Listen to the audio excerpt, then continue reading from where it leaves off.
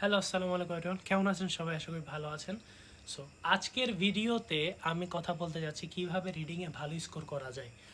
So বর্তমানে আমি দেখতেছি মানুষ খুবই ডিপ্রেসড, কারণ তাদের কোচিং সেন্টার তাদেরকে সেই প্রায়োরিটিটা দেয় না যেটা তাদের দরকার। সো এটাই বাস্তব। যারা কোচিং সেন্টারে ধোকা খায় তারাই আমাদের কাছে আসে।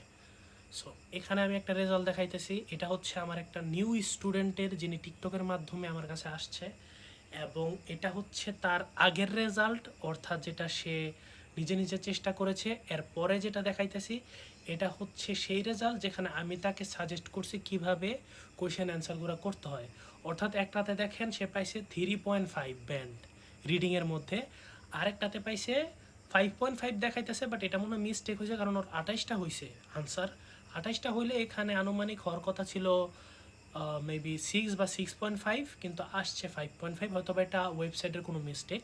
আচ্ছা, যাই হোক, কয়েকটা স্ট্র্যাটেজি ফলো করে ওইগুলো যদি আপনারা ফলো করেন ভাই, আপনাদেরও ব্যান্ড দেখবেন এরকম কীভাবে যেন বাড়তেছে, মনে হয় জাদুকরি কোনো কিছু হয়েছে আপনার সাথে। ঠিক আছে, সো ভিডিওটা শেষ পর্যন্ত দেখবেন। সো ফার্স্ট স্ট্র্যাটেজিটা হইতেছে, ভাই দোহাই লাগে, খোদার দোহাই লাগে, জীবনেও প্যাসেজ বিসমিল্লাতে পড়াই যাবে না। বিসমিল্লাতে কখন আপনি প্যাসেজ পড়বেন না। আপনার কাজ হচ্ছে প্যাসেজ আগে দেখবেন যে কী কী কোয়েশ্চেন আসছে, ট্রু ফলস আসছে, আচ্ছা, তারপর কি আছে, গ্যাপ ফিল আসছে, ওকে। সো এইগুলো আগে মার্কিং করবেন। এতে নাউনগুলার মাধ্যমে কিছু কিওয়ার্ডস আছে, ওইগুলো আপনি নাউন যেগুলো আর কি, নাউনগুলো আপনি দাগায় রাখবেন, কারণ নাউন তো তারা প্যারাফ্রেজ করতে পারবে না।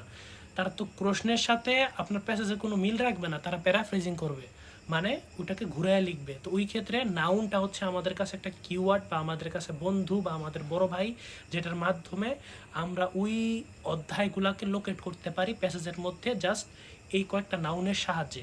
ঠিক আছে, সো ওইভাবে আপনি প্যাসেজ পড়বেন যখন আপনার প্রয়োজন। You have to read passage when you need. তাছাড়া আপনার প্যাসেজের দিকে তাকানোর দরকার নেই।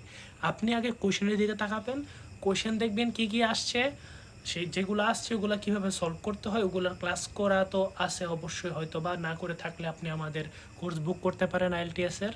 সো ওইগুলো করা থাকলে কোয়েশ্চেন টাইপ সলভিং যদি আপনি বুঝে যান, তাহলে আপনার জন্য রিডিং হচ্ছে পানি ভাত।